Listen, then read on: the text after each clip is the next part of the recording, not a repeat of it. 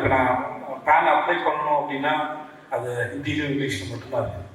அது இங்கே நிறைய பேருக்கு அது கொஞ்சம் திரும்பி அது கடினமான இடத்துல இருக்கும். இந்த தமிழ்லையும் இருந்தால் அது எல்லாருக்கும் இன்னும் கொஞ்சம் அதை பார்த்து அதை புரிஞ்சுக்கிறதுக்கு வசதி. ஏன்னா நீங்கள் இந்த ஸ்டெப் எடுத்து வைக்கிறதே வந்து எல்லாருக்கும் அது எளிமையாக போய் சேரணும் அப்படிங்கிற ஒரு முயற்சி தான். அந்த முயற்சியை நான் பெருசாக வரவேற்கிறேன். பட் ஆனால் அது தமிழ் இருந்தால் எல்லாருக்கும் வந்து அது இன்னும் எளிமையாக போய் சேருதுன்னா,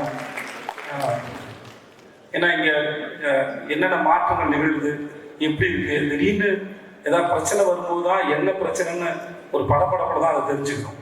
ஸோ அது முன்னாடியே அதை பற்றின விளக்கமும் தெளிவும் நம்ம புரிகிற மொழியில் இருந்துச்சுன்னா நம்மளால் அதை பற்றின இன்னும் அறிவு வந்து தெளிவாக இருக்க முடியும் நான் நினைக்கிறேன். இல்லாட்டி மறுபடியும் திரும்பி அதே ஒருத்தரை சார்ந்து தான் இருக்க வேண்டிய அவசியம் இருக்குது. ஸோ அது நிகழ்ந்தால் இன்னும் நல்லா இருக்கும்னு நினைக்கிறேன். டாக்ஸ் பேயர்ஸ் வரிசைக்கு ஒரு மையம். நம்ம கவர்மெண்ட்டில் ஏதாவது ஒரு இந்த மாதிரி ஏதாவது விஷயத்தை தெரிஞ்சுக்கணுன்னா அதை தெரிஞ்சுக்கிறது முதல்ல வந்து யாரை போய் பார்க்குறது. நான் படித்து முடிச்சு நானும் சார்ட் அக்கௌண்ட்டை ஆடிட்டர்ஸில் ஒர்க் பண்ண ஒரு 6 months ஒர்க் பண்ணியிருக்கேன். ஒரு 4 கம்பெனி ஆடிட் போயிருக்கேன். ஸோ இதை பற்றி இன்ஃபர்மேஷன் தெரிஞ்சுக்கிறது ஃபஸ்ட்டு வந்து யாரை போய் பார்க்குறது, எப்படி பார்க்குறது ஒரு பெரிய கஷ்டமாக இருக்கும். ஸோ இப்போது அதை நம்ம எளிமையாக தெரிஞ்சுக்கிற அளவுக்கு எல்லாருக்கும் புரிகிற அளவுக்கு இங்கே அதுக்கு ஒரு வெப்சைட் ஆரம்பித்து பேன் எப்படி ஓப்பன் பண்ணுறது, அதனால் அதுக்கு சிக்கல் இல்லைங்க. குழந்தைகளுக்கு புரிகிற மாதிரி அது ஒரு கார்ட்டூன் வடிவத்தில் அதை கொடுத்துருக்கு வந்து இட்ஸ் வெரி இன்ட்ரெஸ்டிங்.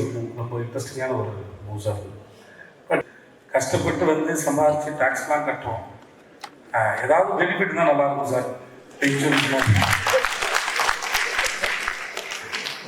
ஏதாவது அப்படி நிறையா ஒரு நீங்கள் ஏதோ இவ்வளோ காலம் இருந்தால் டேக்ஸ் ஒரு ஸ்லாப்லாம் வச்சுருக்கீங்க.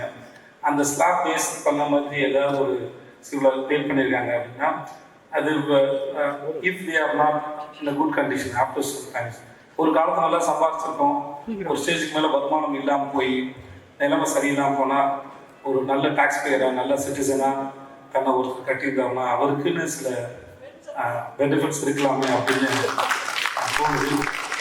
அதனால் அதையும் கொஞ்சம் நீங்கள் கன்சிடர் பண்ணி கேட்டுக்கிறேன்.